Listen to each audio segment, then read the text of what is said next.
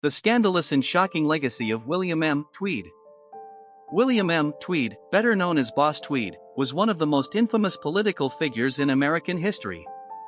As the leader of Tammany Hall, New York City's democratic political machine, he wielded immense power and influence during the 19th century. His name is synonymous with political corruption, graft, and scandal. Here are 10 of the most scandalous and shocking facts about William M. Tweed. Fact number 1. Mastermind behind the Tammany Hall corruption. William M. Tweed, often known as Boss Tweed, began his political career as a New York City council member in the 1850s. He quickly ascended the ranks due to his charisma and ability to form key alliances, eventually becoming the leader of New York City's Tammany Hall, a powerful democratic political machine. As he wielded his power within this organization, Tweed facilitated one of the most infamous corruption schemes in U.S. history. His network, known as the Tweed Ring, included city officials, judges, and businessmen, all complicit in a complex scheme to defraud the city of millions of dollars. The construction of the New York County Courthouse, which started in the 1860s and became a beacon of this corruption, epitomizes his operation. The project's initial budget ballooned to an unprecedented $13 million by the early 1870s, a stark contrast to its estimated real cost of about $3 million.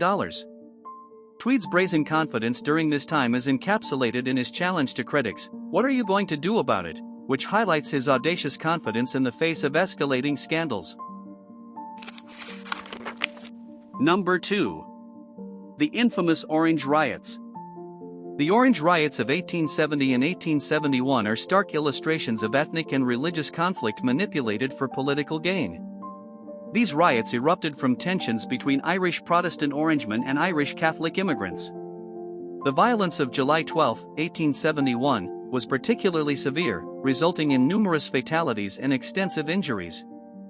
Historical records suggest up to 60 deaths and over 150 injuries. Tweed, who had significant influence over New York City's police and municipal services, is alleged to have both exacerbated and then feigned efforts to quell the disturbances, aiming to secure electoral support from both communities. This cynical manipulation of ethnic strife for political leverage was a critical factor in his eventual downfall, spotlighting his ruthless approach to governance. Number 3. Control over the media. Boss Tweed's attempt to control the narrative around his administration's deeds extended deep into the media landscape of the time. He exerted his influence by placing allies in strategic positions within newspapers and other publications, and through outright bribery of journalists to sway public opinion. However, his most notorious confrontation was with the New York Times. In 1871, as the Times spearheaded efforts to expose the corruption of the Tweed Ring, Tweed reportedly offered the newspaper $5 million to cease their investigations. The paper's refusal led to a series of groundbreaking articles that played a pivotal role in his public exposure and legal troubles.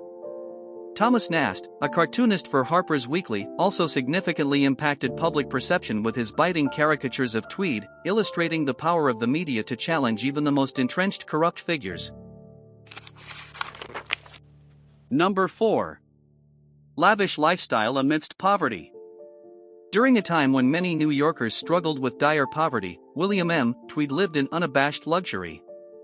His residence, a grand mansion on Fifth Avenue, epitomized the stark disparity between the corrupt elite and the suffering populace.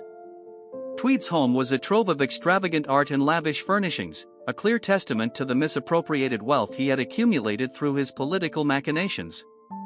He reportedly hosted lavish parties and dinners, displaying wealth that was in stark contrast to the conditions in the city's tenements. His opulent lifestyle, often flaunted during public appearances and through significant investments in his wardrobe and personal effects, became a symbol of his disconnect from the needs and sufferings of ordinary citizens. This blatant display of ill-gotten wealth played a significant role in fueling the public outrage that eventually led to his political demise. Number 5. The escape and capture.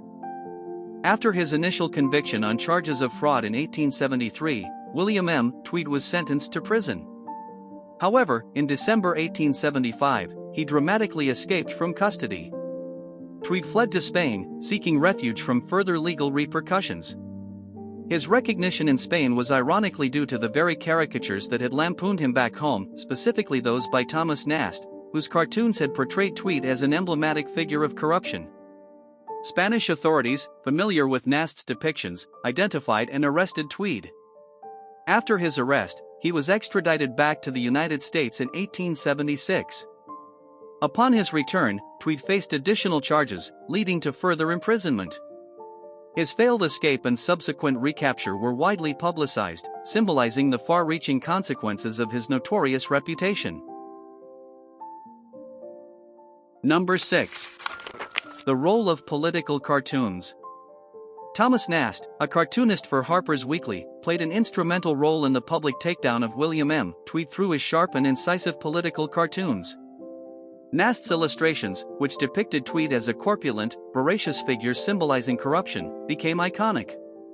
These cartoons transcended the barriers of literacy, offering a visual representation of Tweed's malfeasance that was understandable and impactful across the societal spectrum. The cartoons not only highlighted the specific schemes of the Tweed Ring but also mocked Tweed's opulence and disregard for the law. Published during the early 1870s, these images became a crucial element in mobilizing public opinion and were pivotal in aiding journalists and judicial authorities in their efforts to bring Tweed to justice. Nast's work underscored the power of media as a tool for social and political change, contributing significantly to Tweed's eventual arrest and conviction.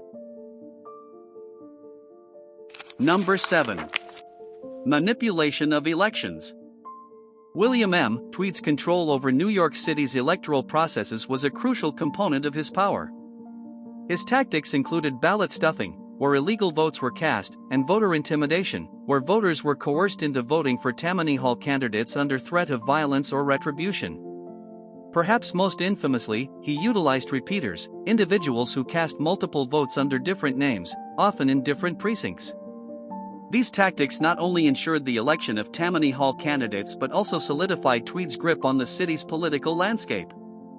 This undermining of democratic integrity was so extensive that it became a defining feature of his rule, demonstrating his willingness to corrupt foundational civic processes for personal and political gain. Number 8. The audacity of the Tweed Ring. The Tweed Ring comprised William M. Tweed and his closest allies, including Peter B. Sweeney, City Chamberlain, Richard B. Connolly, City Comptroller, and George Washington Plunkett, a Tammany Hall politician.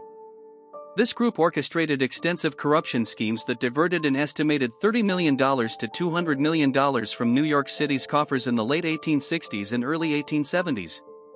Their methods involved inflated invoices, kickbacks, and outright theft, channeling public funds into their pockets. The scale of their embezzlement showcased not only their ingenuity in corruption but also their profound impact on the city's financial health, contributing significantly to Tweed's notoriety. Number 9. The statue that almost was. In 1871, amidst the peak of his power, there was a proposed plan, initially a journalistic spoof that gained serious traction within Tammany Hall, to erect a bronze statue of William M. Tweed in Manhattan. The public and media backlash was immediate and fierce. New York's Evening Post criticized the proposal, reflecting public sentiment with incredulity and scorn. Tweed, sensing the growing public ire, remarked, "Statues are not erected to living men. I claim to be a live man," thus distancing himself from the project. The failed statue plan remains a telling episode of Tweed's overreach and the public's growing resistance to his rule. Number 10. The impact on urban development. Despite his notorious corruption, Tweed's tenure did coincide with significant urban developments in New York City. His era saw the expansion of infrastructure, including the construction of new streets, parks, and public buildings like the Metropolitan Museum of Art and the New York Public Library. However, these projects were frequently sources of graft, with costs grossly inflated to benefit Tweed and his associates. This dual legacy presents a complex narrative. While Tweed contributed to the city's modernization, these contributions were deeply marred by corruption, reflecting a paradoxical impact on New York's historical and urban landscape.